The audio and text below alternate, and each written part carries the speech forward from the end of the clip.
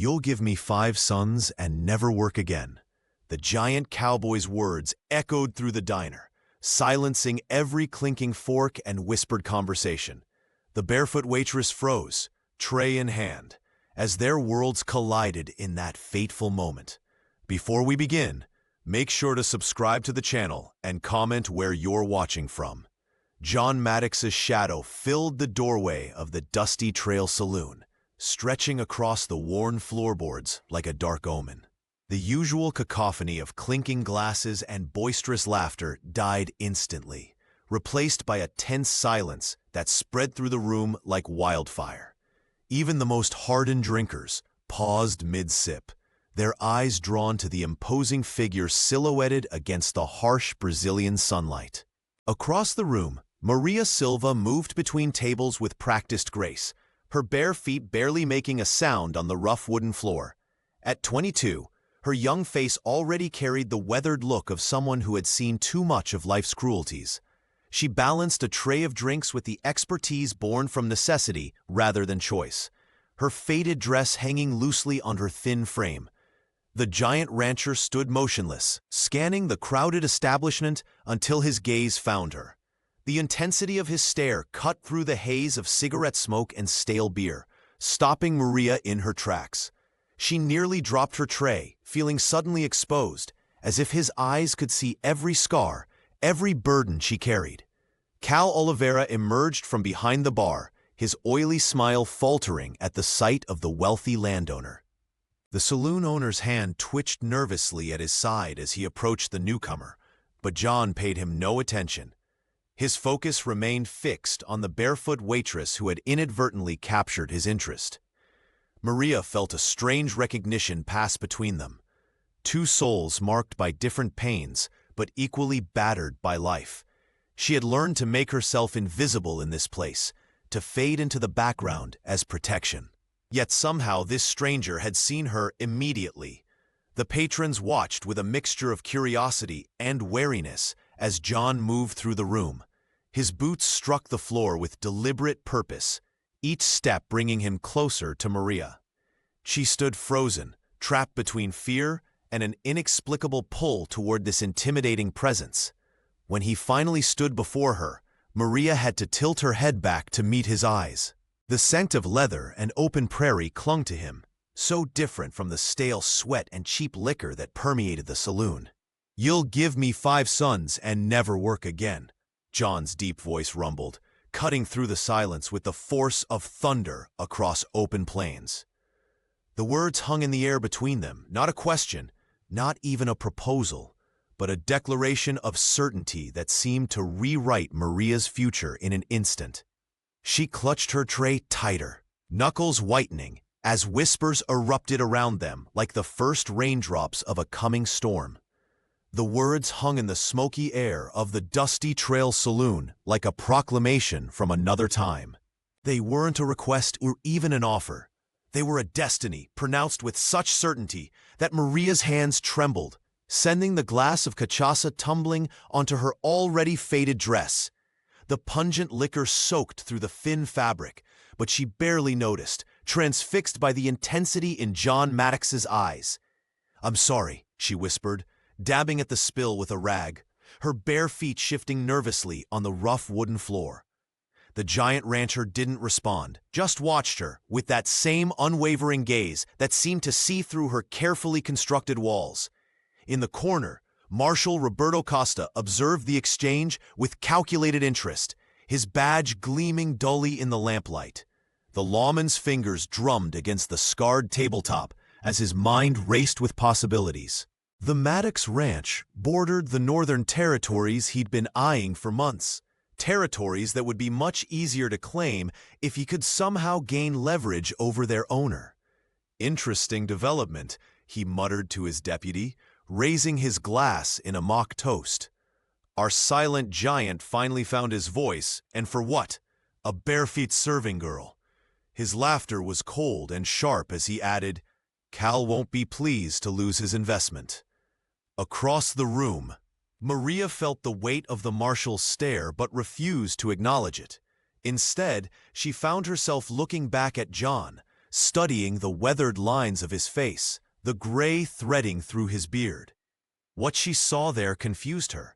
Not the hunger of men who frequented the saloon, not the cruel ownership Cal Oliveira claimed over her, but something altogether different. There was pain in those eyes, a loneliness that matched her own.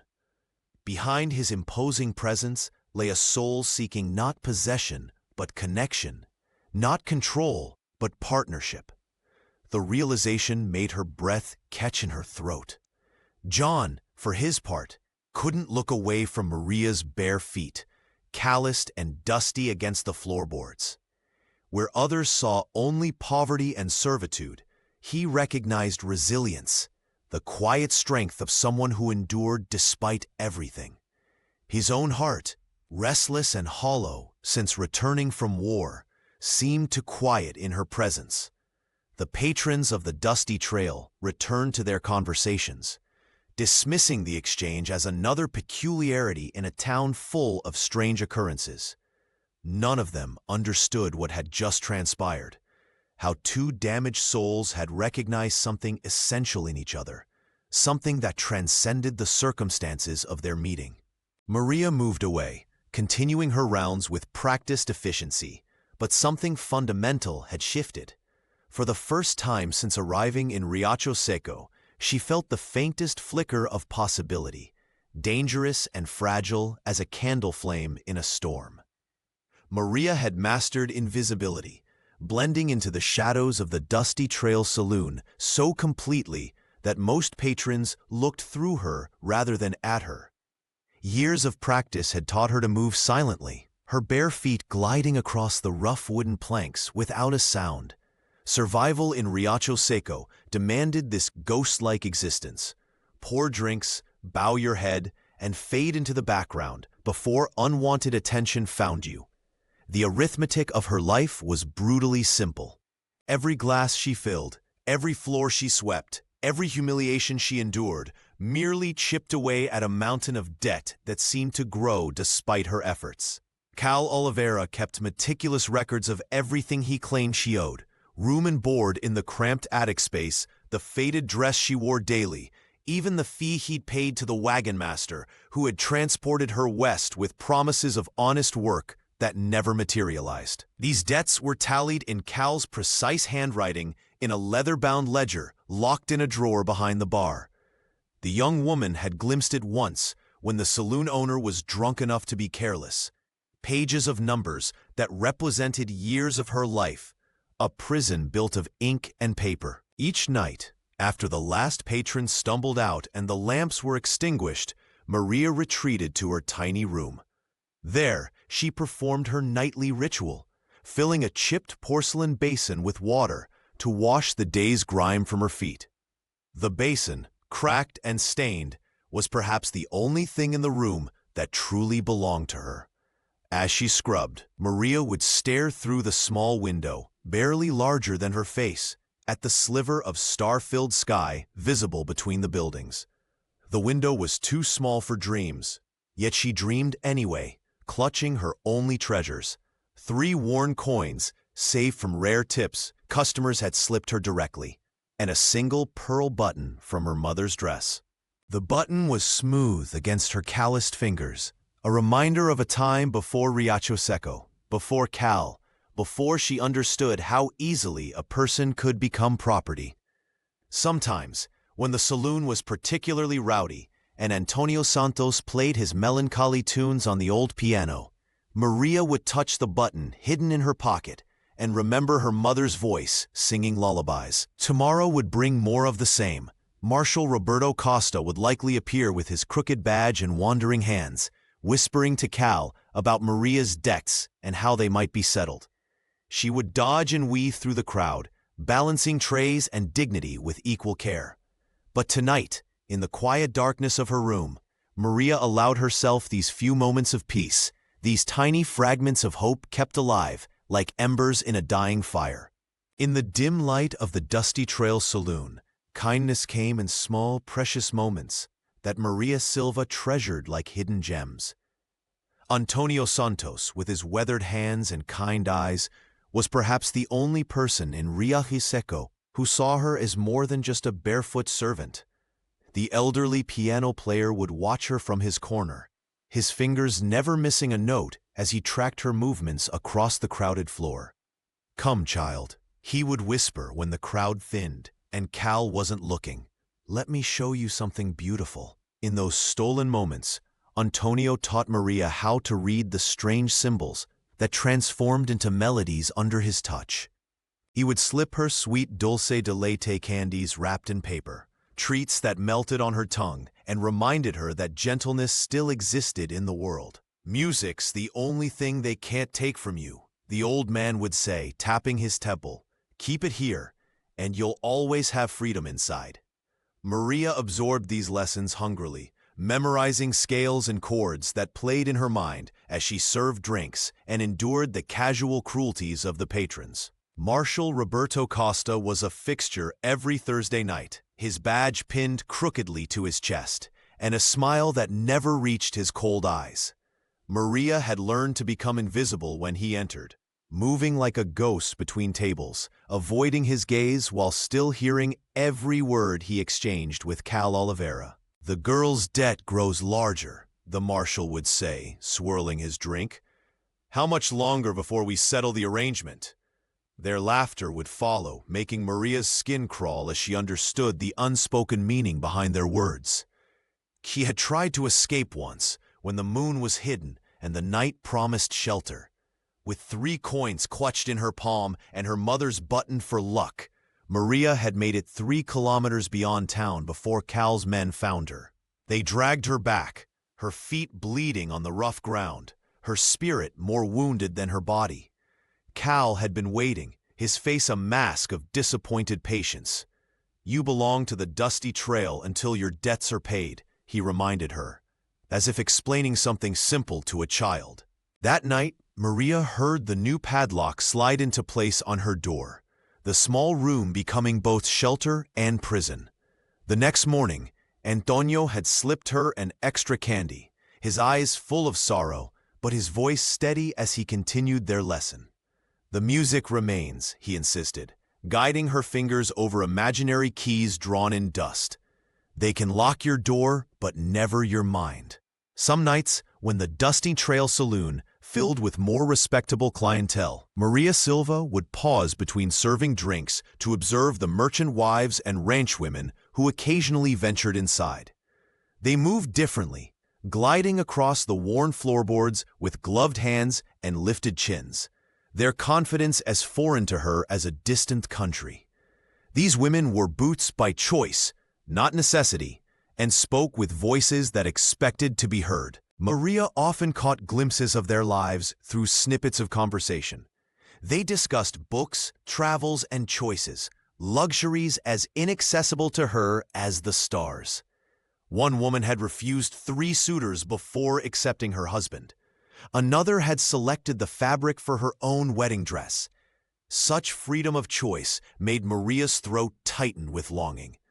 Hunger gnawed at her constantly, not for food, though Cal Oliveira kept her rations meager, but for the freedom she saw in those women's steps. At night, in her tiny room with its window too small for escape, she would practice walking like them, head high, shoulders back, before collapsing onto her thin mattress, exhausted by dreams that seemed impossible. The young waitress had learned to measure her worth in debts, the ledger in Cal's drawer growing despite her endless hours of work. Sometimes Antonio would shake his head when she brought him his evening cachaça, his weathered fingers pausing over piano keys. "This isn't living, child," the old musician would whisper. "It's just existing." The day John Maddox walked into her life began like any other. Maria was sweeping the floors before dawn, her bare feet numb against the cold boards, dust motes dancing in the weak light filtering through dirty windows. She hummed softly, one of the tunes the piano player had taught her, finding small comfort in the melody. She had no way of knowing that sunset would bring the end of her captivity, no premonition that the giant rancher, whose name was whispered with respect and fear throughout Riacho Seco, would appear in the doorway, changing her fate with 7 words. Marshal Roberto had been in earlier, his crooked badge gleaming as he spoke in hushed tones with Cal. Their eyes had followed her movements with a calculation that made her skin crawl. Whatever they were planning, Maria knew it wouldn't be in her favor. When John's arrival came, it was like a storm, sudden, powerful, and impossible to ignore. His presence filled the saloon, commanding attention without a single word. Maria felt it before she saw him, a shift in the air, a collective intake of breath from the patrons, the way conversations died mid-sentence. Unaware that her life was about to transform completely, she continued sweeping, her presence as invisible as she had trained it to be. But fate had other plans, and they were as undeniable as the man himself. The night John Maddox was born, thunder shook the foundations of his father's modest home. Lightning split the ancient guava tree that had stood sentinel over 3 generations of Maddox men, as if nature itself acknowledged the arrival of someone extraordinary. His mother would later tell him he came into the world with fists clenched and eyes wide open, ready to face whatever life would throw at him. By age 12, John stood taller than most grown men in Riacho Seco. While other boys played with wooden toys, he was breaking wild horses, his massive hands gentle but firm on the reins. The locals whispered about the quiet giant who could calm the most spirited stallion with just a few words. His father, a hard-working but stern rancher, taught him everything about cattle and land, preparing him for a legacy neither expected would come so soon. The fever swept through the region when John was 19, claiming both his parents within a week of each other. He buried them beneath the damaged guava tree, its split trunk somehow still bearing fruit, and inherited 6,000 hectares of prime Brazilian rangeland. Alone at the threshold of adulthood, he threw himself into work, expanding what his father had built until Iron Bluff became the envy of every landowner for hundreds of kilometers. Then came the war. John rarely spoke of those years, but Pedro Costa, who served alongside him, knew how the conflict had hollowed something vital from his boss. The giant returned with medals he kept in a drawer and nightmares he couldn't lock away. His hands, once steady on horse and hammer alike, sometimes trembled when memories ambushed him in quiet moments. Iron Bluff Ranch stood as a testament to John's determination. Its main house, constructed largely by his own hands, expanded room by room as if building enough space might somehow fill the emptiness inside him. The structure was impressive, with wide verandas and high ceilings that accommodated his towering frame. Local craftsmen marveled at the precision of his work, the way each beam and board fit together with almost mathematical perfection. Yet for all its grandeur, the ranch house remained eerily quiet. Rooms meant for children gathered dust. The dining table, large enough for 12, hosted only 1. At night, when the workers returned to their quarters and Dona Lucia retired to her small cottage near the kitchen garden, John would often walk the boundaries of his property under starlight. The vastness of his holdings, the cattle, the crops, the creek that cut through the eastern pasture, all of it felt hollow without someone to share it with. His wealth had become a prison of solitude. His strength, useless against the ghosts that followed him through empty hallways and across moonlit fields. Throughout Riacho Seco and beyond, whispers followed John Maddox like shadows. The townsfolk spoke in hushed tones about the mountain of a man who commanded respect without uttering a word. Women watched him from behind curtains when he rode through town, his broad shoulders and stern expression both intimidating and fascinating. Men nodded respectfully, careful not to hold his gaze too long. "That Maddox fellow hasn't smiled since before the war," one shopkeeper would say, counting the coins John left behind. "Got more cattle than the rest of the county combined, but what good is all that wealth with no one to share it?" The local banker, Paulo Bernardis, had taken to cornering John during his infrequent visits to town. A small man with ambitious plans. Paulo would adjust his spectacles nervously before launching into the same speech. "A man in your position needs to think about legacy, John," he'd insist, tapping his ledger meaningfully. "Iron Bluff is the finest property for 100 kilometers. Without heirs, what becomes of everything you've built?" John would listen silently, his weathered face revealing nothing, though the suggestion hollowed him out from within. It wasn't heirs he lacked, it was connection. The vast ranch house echoed with emptiness each night, its rooms filled with furniture but devoid of warmth. The fortune he'd amassed meant nothing when darkness fell and memories crowded in. That particular morning, John stood before the small mirror in his bedroom, fingers tracing the silver strands now prominent in his dark beard. 42 years had carved lines around his eyes and mouth, evidence of a life lived in sun and wind. The face staring back at him seemed to belong to someone else, someone older and more alone than he'd ever intended to be. Pedro Costa found him in the stables later, saddling his strongest horse. "Heading into town, boss?" the foreman asked, leaning against the stall door. John nodded, tightening the cinch with practiced hands. "Need supplies," he muttered, though both men knew the ranch had everything it needed. Pedro, loyal to the bone, simply nodded. "We'll keep things running smooth here." As John mounted and rode toward Riacho Seco, a strange urgency propelled him forward. The emptiness that had been his constant companion for years had crystallized overnight into something unbearable. He didn't know what he was searching for in town, only that if he didn't find something to fill the hollow ache beneath his ribs soon, it might consume him entirely. The sun climbed higher as Iron Bluff disappeared behind him, and for the first time in years, John felt something like hope stirring in his chest. The moment John Maddox crossed the threshold of the Dusty Trail Saloon, a hush fell over the room like a heavy blanket. Conversations died mid-sentence. Glasses froze halfway to lips, and even the flies seemed to pause their buzzing. Antonio Santos, his weathered fingers poised above the piano keys, let the last note hang in the air before fading into silence.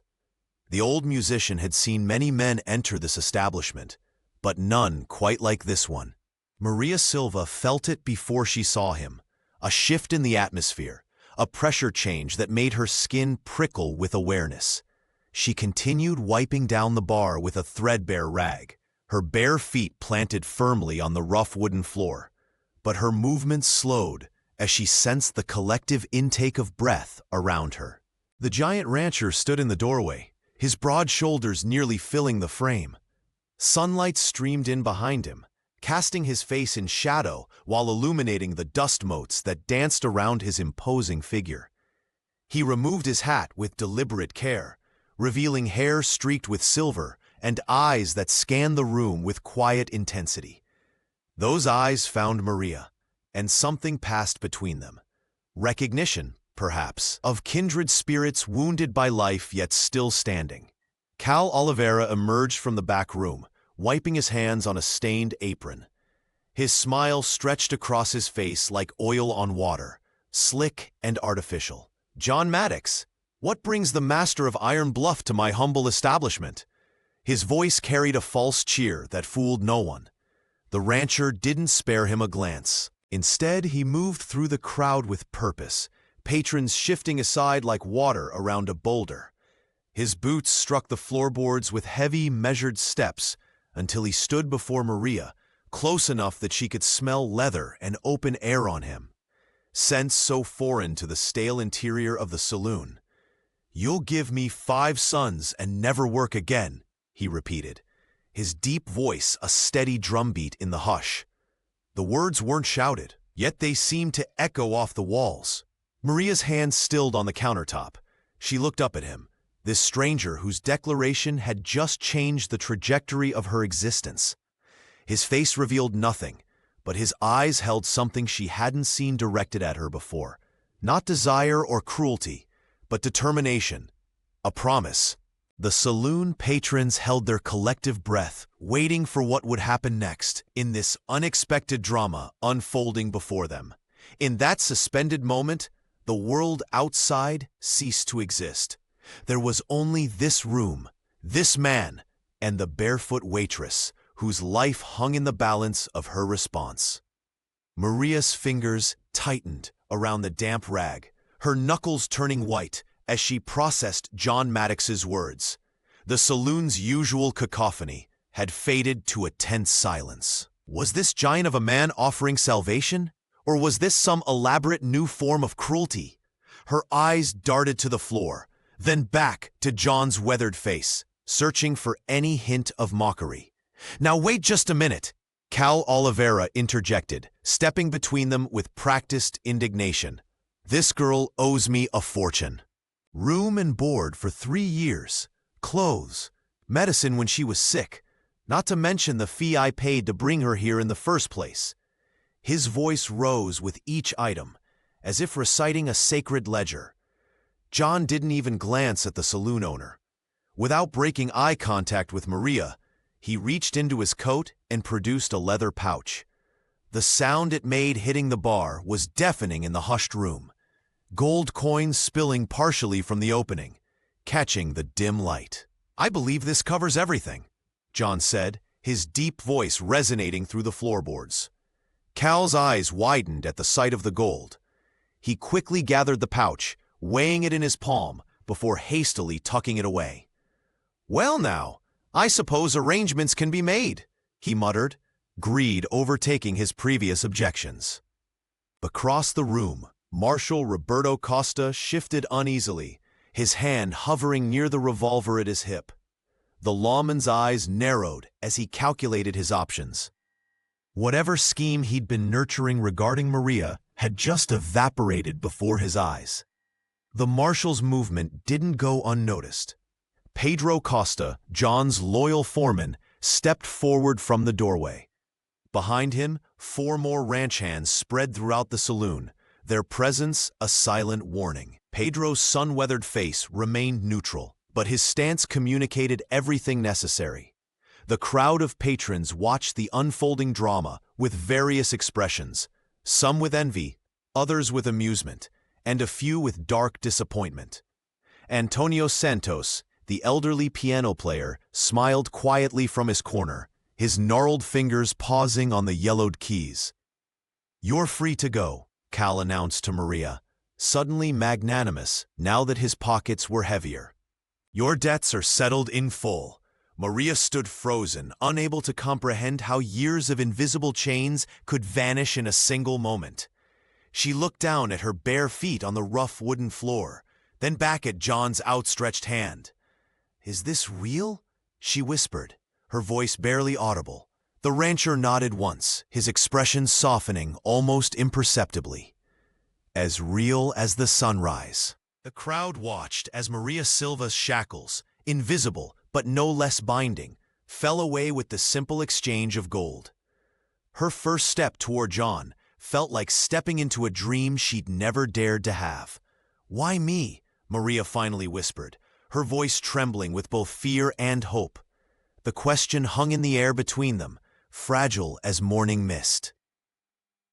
Around them, the saloon had fallen into an uneasy silence, every eye watching this unexpected drama unfold. John Maddox studied her face, his weathered features softening slightly. "Because you survived," he answered without hesitation, his deep voice carrying across the room.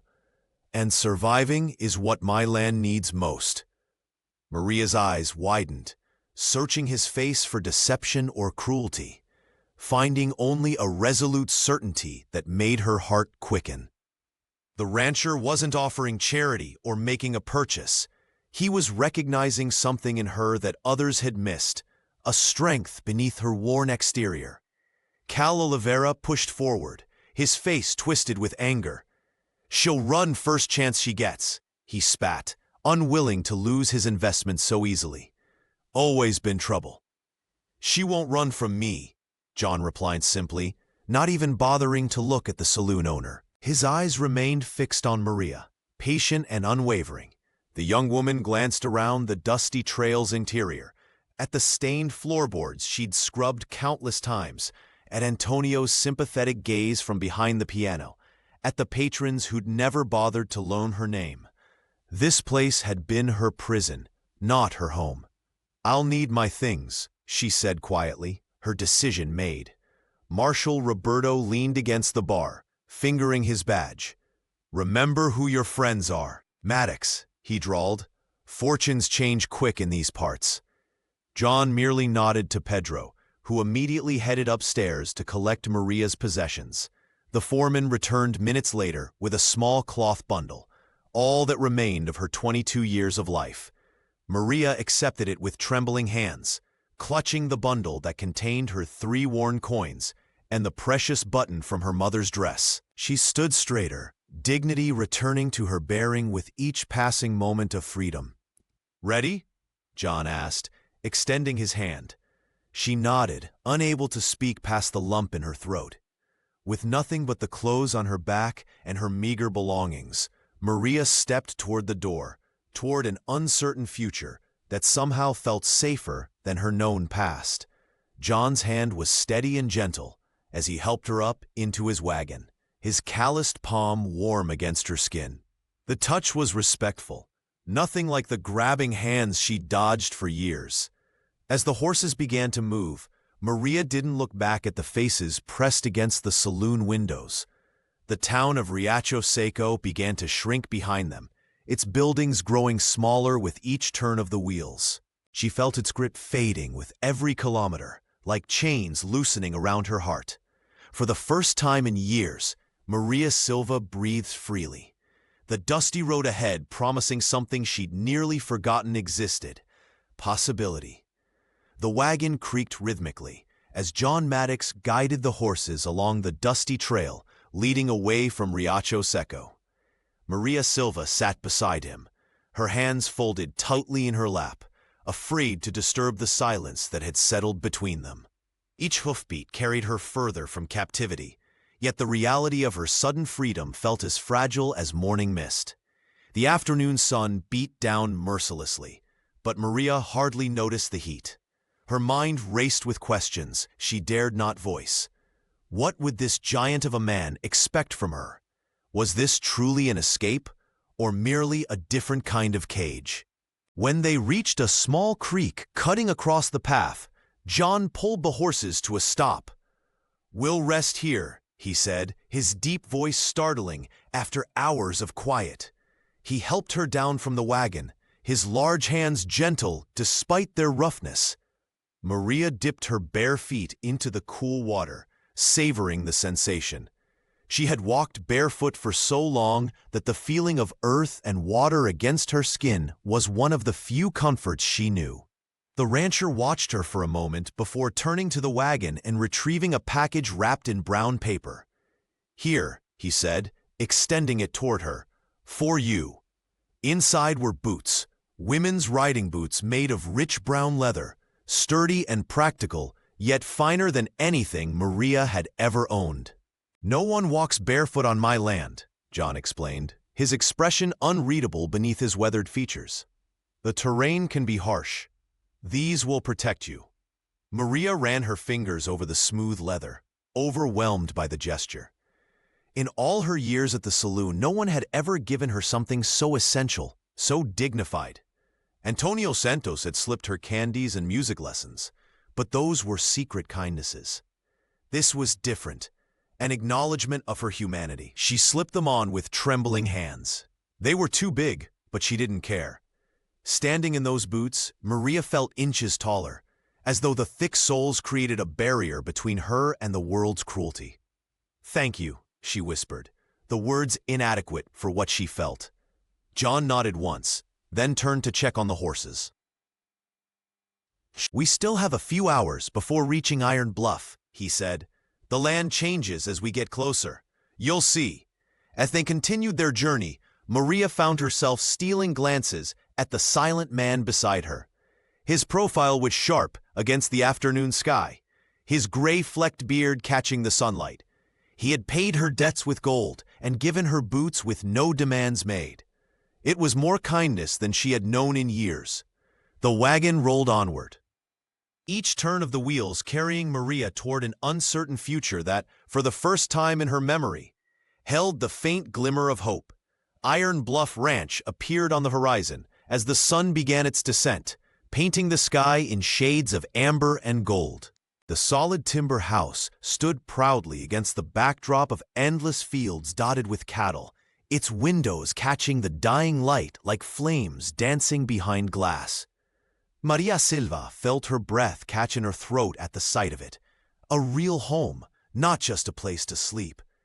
Pedro Costa, John's loyal foreman, emerged from the stables as the wagon approached.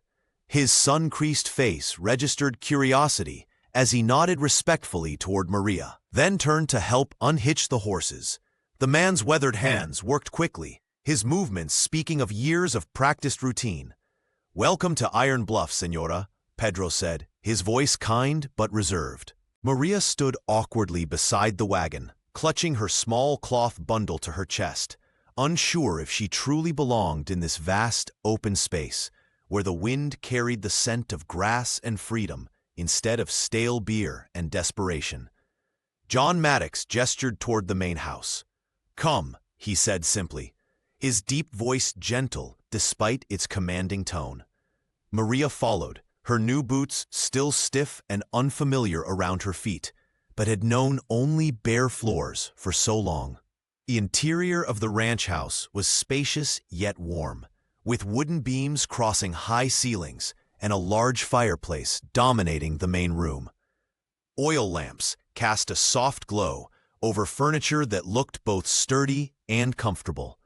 Nothing like the splintered chairs and sticky tables of the dusty trail saloon. "This will be your room," John announced, opening a door to reveal a chamber that made Maria's eyes widen. A real bed, not a thin pallet, dominated the space, covered with a patchwork quilt in blues and greens that reminded her of the sky meeting the horizon. A dresser with a mirror stood against one wall, and curtains framed a window that would catch the morning sun. Most striking of all was the silence.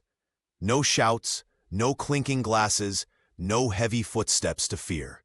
Just the distant lowing of cattle and the whisper of wind through trees. John stood in the doorway, his massive frame somehow less intimidating here in his own home. "You can stay or go," he said quietly, his eyes meeting hers with unexpected vulnerability. "But if you stay, my promise stands. 5 sons. No more work that isn't for yourself or them." Maria ran her fingers over the quilt, feeling its softness beneath her calloused hands. For the first time in years, she felt something dangerous bloom in her chest. Hope.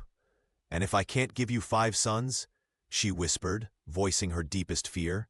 The rancher's expression softened. "Then we'll have however many we're blessed with. The promise isn't about numbers, Maria. It's about building something together that neither of us could build alone." Maria Silva curled tightly on top of the patchwork quilt, her body rigid with disbelief. The softness beneath her felt foreign after years of sleeping on a thin straw mattress.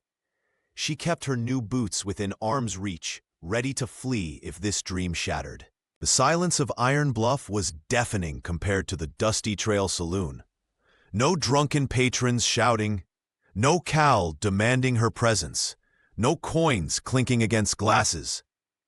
Only the gentle whisper of wind through the trees and the occasional lowing of cattle in the distance. She fought sleep, determined to remain vigilant. But exhaustion eventually claimed her. When she woke, sunlight streamed through curtains finer than any fabric she'd ever touched. For a moment, panic seized her chest. Had she overslept? Would there be punishment? Maria crept downstairs, following the scent of coffee and fresh bread. She found John seated at a large wooden table, his massive frame somehow gentler in the morning light. He nodded toward the chair across from him, an invitation rather than a command. "You slept well?" he asked, his deep voice softer than it had been in town.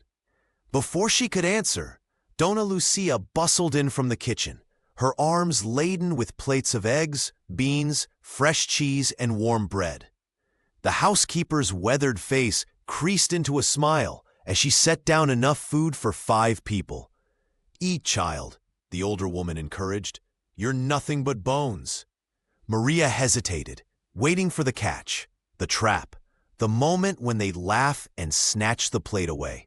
Her fingers trembled as she reached for a piece of bread, expecting John's hand to close around her wrist. But he merely sipped his coffee, watching her with those quiet, storm-gray eyes. "The ranch wakes early," he explained between bites. "Donna Lucia has been with Iron Bluff since before my father died." The housekeeper nodded, refilling Maria's cup. "And I'll be here to help you settle in. This house needs a woman's touch, has for years." Maria ate slowly, savoring each bite, still waiting for the other shoe to drop. In her experience, kindness always came with conditions, with debts to be paid later. Yet as the meal progressed and conversation flowed around her, no demands were made. When Donna Lucia disappeared to the kitchen, Maria finally found her voice. "What do you expect of me today?" John Maddox studied her for a long moment. "Nothing you don't wish to give," he answered simply. "This is your home now, if you want it to be." The words hung between them, fragile and powerful. Maria took another bite of bread, letting herself believe just for a moment that perhaps this time, kindness might come without a price. The morning sun streamed through the windows as John Maddox guided Maria through the sprawling ranch house. His calloused hand gestured toward doors she hadn't yet dared to open. Each room told a story of wealth and solitude, spaces meant for family, but inhabited only by dust and memory. "This was my parents' room," he explained, his deep voice softening as they entered a chamber with heavy oak furniture. "And this," he continued, leading her down a hallway, "is the library." Maria gasped at the floor-to-ceiling shelves lined with leather-bound volumes. Her fingers traced their spines reverently, remembering how Antonio had taught her to read simple sheet music, but never books. John watched her curiosity with quiet satisfaction. May I read them?" she asked hesitantly. "They're yours now," he replied simply. "Everything here is." In the West Wing, a grand piano stood by tall windows overlooking the pastures. John's expression grew distant as he lifted the polished lid. "My mother taught music to children from miles around," he explained. "Some rode for hours just for lessons."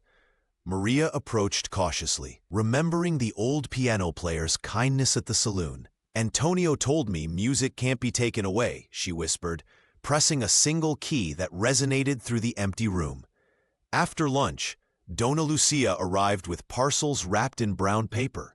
The housekeeper's weathered face broke into a warm smile as she laid out dresses, nightgowns, and undergarments on the bed, all in Maria's size. "A lady needs proper clothes," the older woman declared, shooing John from the room with practiced authority. As Maria tried on a blue cotton dress, Donna Lucia helped with the buttons, her touch motherly and gentle. "The master hasn't smiled like this in years," she confided, adjusting the fabric. "This house has been too quiet for too long." Days began to form a rhythm unlike anything Maria had known at the dusty trail. Morning started with breakfast across from John, who watched her with quiet intensity as she slowly learned to take second helpings without asking permission. The rancher spoke little, but listened intently whenever she gathered courage to voice a thought. Afternoons were hers to explore. The garden with its fruit trees, the kitchen where Donna Lucia taught her to make sweet bread, the stables where Pedro showed her the gentlest mare. Gradually, Maria's steps grew more confident. She no longer pressed against walls when passing through doorways, or flinched at sudden movements. For the first time, she moved through spaces without apology, claiming her right to exist within them. At night, she would stand on the porch, watching the stars over Iron Bluff, her boots firmly planted on ground that promised safety, a concept as foreign and precious as the new dresses hanging in her wardrobe. Maria ventured into the small settlement near Iron Bluff Ranch, her new boots making unfamiliar sounds against the wooden boardwalk. The general store's bell jingled as she entered, and the shopkeeper's wife, a plump woman with kind eyes, looked up from her ledger. "Good morning, Dona Maddox," she said with a respectful nod that made Maria's heart skip. No one had ever addressed her with such dignity before. "We've just received new fabrics from the capital. Would you like to see them?" Maria ran her fingers over the colorful bolts, deep blues, rich reds, and soft yellows, imagining how they might transform the bare windows of her new home. She selected a floral pattern for the kitchen and a heavier material for the bedroom, paying with coins from the small purse John had given her. "Your husband's ranch is thriving," the shopkeeper commented as she wrapped the purchases. "You must be proud." The words, "your husband," echoed in Maria's mind all the way home. She wasn't John's wife, not yet, but the community had already accepted her as Dona Maddox, mistress of Iron Bluff. A week later, Maria accompanied John to Riacho Seco for supplies. She wore her blue calico dress, her hair neatly braided, no longer the barefoot girl who had served drinks and dodged wandering hands. The wagon rolled down the main street, and conversations halted as people recognized her. "Look at her, playing lady now," a voice hissed from the barbershop porch. "Wonder how long before he sends her back," another replied. Maria kept her chin high, focusing on the weight of John's presence beside her. His large hand covered hers briefly, a silent reassurance that steadied her racing heart. As they loaded their purchases, Marshal Roberto Costa appeared, dust clinging to his crooked badge. He circled their wagon like a predator. "Maddox?" he drawled, tipping his hat. "Planning to pay a neighborly visit to Iron Bluff soon? Seems there's some confusion about property boundaries north of the river." John's expression remained impassive. "My boundaries are clear, Marshal." Roberto's gaze slid to Maria. "Cal Oliveira sends his regards. Says you left with some items that weren't yours to take." "Everything I owned fit in my hands," Maria replied, her voice stronger than she felt. The journey home was tense. That evening, as Maria arranged flowers in a vase Dona Lucia had found in storage, she overheard John and Pedro Costa talking in the study. "Oliveira filed a formal complaint," Pedro was saying. "Claims she stole jewelry and money before leaving." "It's a lie," John's deep voice rumbled. "He's trying to force her back or extort payment." "Roberto's involved too," Pedro warned. "They're using this as an excuse to cause trouble." Maria's hands trembled as she realized her past wasn't finished with her yet. Freedom, it seemed, would require more than just leaving Riacho Seco behind. The dust cloud appeared on the horizon, just after the church bells rang in the distance. Maria Silva was hanging linens on the clothesline when she spotted the approaching riders. Her heart sank as she recognized Marshal Roberto Costa leading 3 deputies toward Iron Bluff Ranch. "John," she called, her voice steady despite the fear rising in her throat. John Maddox emerged from the barn, wiping his hands on a cloth. The rancher's expression darkened as he watched the lawmen approach. He placed a reassuring hand on Maria's shoulder before stepping forward to meet the unwelcome visitors. "What brings you to my property, Marshal?" John's voice carried across the yard, firm and unwavering. Roberto dismounted with exaggerated ceremony, dust billowing around his boots. "Official business, Maddox. Cal Oliveira has filed a formal complaint. Claims this woman stole property from his establishment." The martial eyes lingered on Maria with undisguised contempt. "We're here to conduct a search." Pedro Costa appeared silently at John's side, his weathered face revealing nothing as he watched his namesake but unrelated adversary. The foreman's hand rested casually near his holstered revolver. "You have no authority to search my home," John replied, his massive frame blocking the path to the house, where Dona Lucia now stood in the doorway, arms crossed protectively. The marshal sneered. "I have the law on my side. Step aside or face obstruction charges." John's voice dropped to a dangerous whisper that somehow carried to every ear in the yard. "Step foot in my house without permission, and you'd better be ready to die on my land." The air between them crackled with tension. Roberto's deputies shifted uncomfortably in their saddles, clearly unprepared for the steel in the rancher's voice. For several heartbeats, no one moved. Finally, Roberto spat a stream of tobacco juice into the dirt. "This isn't over, Maddox. That woman has debts beyond what you paid." He mounted his horse with a grunt. "I'll be back with papers that even your gold can't tear up." The lawman wheeled his horse around, his parting words hanging in the air. "You've made a powerful enemy today." After the dust settled behind the departing riders, Maria approached John, her hands trembling slightly. The ranch seemed unnaturally quiet, as though the land itself had been holding its breath. "Why did you defend me? You barely know me," she asked, searching his face for answers. John turned to her, his expression softening. "I know enough," he said simply, "and no one threatens what's mine." Maria felt a strange warmth bloom in her chest at his words. Not possession, but protection. For the first time since arriving at Iron Bluff, she realized that John's promise might hold more than she dared to hope. The summer heat descended upon Iron Bluff like a heavy blanket, transforming the landscape into a shimmering mirage of golden grass and distant horizons. Maria Silva found herself changing too, her once rigid posture gradually softening as she settled into the rhythm of ranch life. The walls that had protected her for so long began to crumble, brick by brick, revealing a woman who dared to believe in possibility.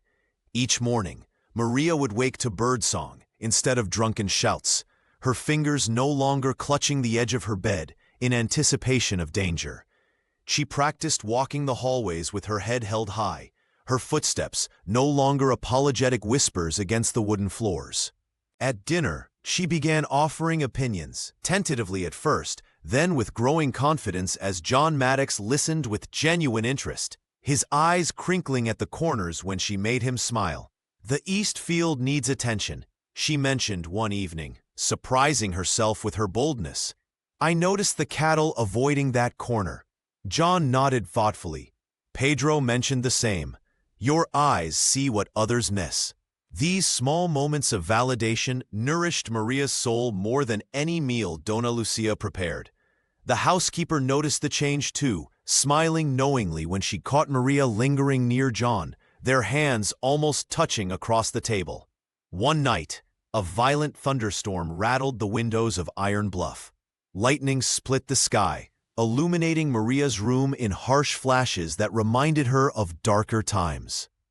When a particularly loud crash shook the house, she found herself outside John's door, trembling not from fear, but from a different kind of anticipation. He opened before she knocked, as if he'd been waiting. The rancher stood barefoot, his massive frame silhouetted against the warm light behind him. Without words, Maria stepped into his embrace, feeling his heartbeat steady against her cheek. "I've never felt safe before," she whispered, as his arms encircled her. Their first kiss came naturally, like the breaking of dawn after the longest night. His lips were gentle, belying his strength, and Maria felt something bloom within her chest, a fragile hope taking root where only survival had existed before. As summer faded and autumn painted the countryside in amber and crimson, Maria found herself watching John as he worked with the horses, his hands strong, yet tender. She recognized the same quality in how he touched her, with reverence and restraint, always letting her set the pace. One crisp evening, as the first stars appeared above Iron Bluff, Maria took John's hand and led him toward her room. No words were needed, as she invited him to share not just her bed, but the future stretching before them, a future neither had dared imagine until now. Winter arrived early that year, bringing with it a biting chill that painted delicate frost patterns across the windows of Iron Bluff. Maria pulled her woolen shawl tighter around her shoulders as she moved through the house, a newfound awareness growing within her. The subtle changes in her body, the gentle fatigue that settled in her bones each evening, and the strange cravings for Donna Lucia's spiced beans all pointed to one beautiful truth. One evening, as John Maddox stoked the fire in their bedroom, Maria Silva gathered her courage. The flames cast dancing shadows across his weathered face as she took his large hand and placed it gently against her stomach. "I'm carrying your child," she whispered, her voice barely audible above the crackling fire. The giant rancher's expression transformed instantly. His eyes widened with wonder before filling with tears that caught the firelight like diamonds. Without a word, he knelt before her, pressing his forehead against her still flat belly, his shoulders trembling with emotion. "Thank you," he murmured against the fabric of her nightgown, his voice thick with gratitude. "Thank you." The following morning, John was up before dawn, sketching plans at the kitchen table while Maria and Dona Lucia prepared breakfast. By midday, he had gathered Pedro and 3 ranch hands, marking out a space adjacent to their bedroom. "The nursery must face east," he insisted, pointing toward the rising sun. "Our child should wake with the light each morning." For weeks, the sound of hammers and saws filled the air as John worked alongside his men. His hands, once used only for breaking horses and managing cattle, now crafting a cradle from rich cedar wood. Maria would bring him water, watching as he measured twice before each cut, his movements precise and deliberate. Pedro noticed her observing one afternoon. "Never seen the boss so focused," the foreman remarked with a smile. "Not even when negotiating for his prize bulls." As the nursery took shape, Maria understood something profound about the promise John had made that day in the Dusty Trail Saloon. Never work again wasn't about idleness or luxury. It was about choice, about building a life where labor came from love rather than desperation, where effort was given freely rather than extracted through threat. In the evenings, she would sit in the rocking chair John had placed by the nursery window, her fingers tracing patterns over her growing belly, watching the stars appear over their land. Sometimes Antonio would visit, playing gentle melodies on John's mother's piano that seemed to make the baby dance within her. For the first time in her life, Maria felt truly safe, protected not just by John's strength, but by the home they were creating together. Samuel Maddox was born on a frigid January morning, his cries piercing through the silence of Iron Bluff Ranch. Outside, frost clung to the windows like delicate lace, while inside, life bloomed with fierce determination. Maria had labored through the night, Dona Lucia's steady hands guiding her through each contraction until dawn broke and their firstborn announced his arrival. John's massive hands, calloused from years of ranch work, trembled visibly as he cradled his son for the first time. The giant rancher who had broken wild horses and faced down armed men found himself utterly vulnerable before this tiny being. Tears gathered in his eyes, tracking silent paths down his weathered cheeks as he whispered promises into the infant's ear. "This is just the beginning," Maria said softly, her face glowing despite her exhaustion. The barefoot waitress who once believed freedom impossible now lay in a proper bed, in her own home, with her child and husband beside her. News of Samuel's birth spread quickly through the region, bringing both well-wishers and those with darker intentions. Marshal Roberto and Cal Oliveira saw the child as a permanent claim to land they had long coveted.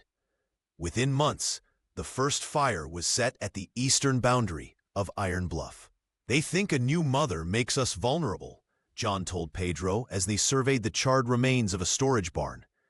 The loyal foreman organized the ranch hands into patrols, their rifles loaded and ready. The attacks escalated, cattle slaughtered in the night, bullets fired at workers in the fields, threatening messages nailed to fence posts. Iron Bluff transformed from a sanctuary into a fortress. John reinforced doors and windows, installed heavy locks, and taught every worker to shoot. To everyone's surprise, Maria proved the most determined defender. The woman who once faded into the background at the Dusty Trail Saloon now stood tall, a firearm balanced confidently in her hands.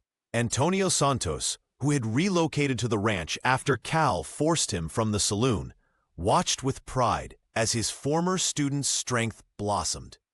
"I won't let them take what we've built," Maria declared one evening, Samuel sleeping peacefully against her shoulder. She had practiced shooting daily, her aim becoming as steady as her resolve. When masked men attempted to breach the main house during a spring thunderstorm, it was Maria who fired the warning shot that scattered them into the rain. John found her afterward, standing guard by their son's crib, her eyes fierce and unwavering. "You're not just giving me 5 sons," he said, taking her free hand in his. "You're giving them a mother who will move mountains to protect them." Maria's fingers intertwined with his, the gold band on her finger catching the lamplight. "And they'll never know what it means to be without choices," she promised. "Not while I draw breath." Jose Maddox arrived on a stormy night, his first cries mingling with thunder as Maria held him close, completing the promise made 2 decades earlier. 5 sons, each with John's strength and Maria's resilience, now filled the once empty rooms of Iron Bluff with laughter and purpose. The youngest boy had his mother's eyes and his father's determined jaw, the perfect blend of 2 souls who had found each other against impossible odds. By this time, Iron Bluff had transformed from a lonely ranch into a thriving community. The land that once echoed with John's solitary footsteps now bustled with activity. Workers, many rescued from situations similar to Maria's past, found dignity and fair wages under her watchful eye. The giant rancher who had once frightened townsfolk with his silence now sat surrounded by family at Sunday gatherings, his deep laugh carrying across the fields. Maria, no longer the barefoot waitress, but the respected matriarch of the region's most prosperous ranch, had built a reputation that extended far beyond Riacho Seco. She taught local children to read and play piano in the same room where Antonio Santos had once slipped her candies. When Cal Oliveira's establishment burned down, it was Maria who offered him work, not in vengeance, but as testament to how far she had risen above her past. Marshal Roberto had long since been replaced after evidence of his corruption surfaced. Papers discovered by Pedro during a border dispute that revealed illegal land seizures throughout the county. The loyal foreman, now gray-haired but still sharp-eyed, managed the ranch hands with the same dedication he'd shown that first day Maria arrived. On their 20th anniversary, John presented Maria with 2 treasures from the past: the original pouch of gold that had purchased her freedom, and the oversized boots she'd worn on her first journey to Iron Bluff. They stood together on the porch as sunset painted the sky in brilliant oranges and purples, their hands weathered but still entwined. "Did I fulfill my promise?" Maria asked softly, watching their sons play a rowdy game of football in the yard. Dona Lucia calling them in for dinner, with the same affection she'd shown their parents years before. John's eyes, once haunted by loneliness, now crinkled with joy as he squeezed her hand. "You gave me more than 5 sons," he whispered. "You gave me a life worth living." As darkness settled over Iron Bluff, Maria gazed at the home she had helped build, not just the physical structure, but the legacy of love and resilience that would outlast them both. She had traveled so much farther than the kilometers between the saloon and the ranch. She had journeyed from captivity to freedom, from invisibility to purpose. The promise had been fulfilled, but the story was far from over.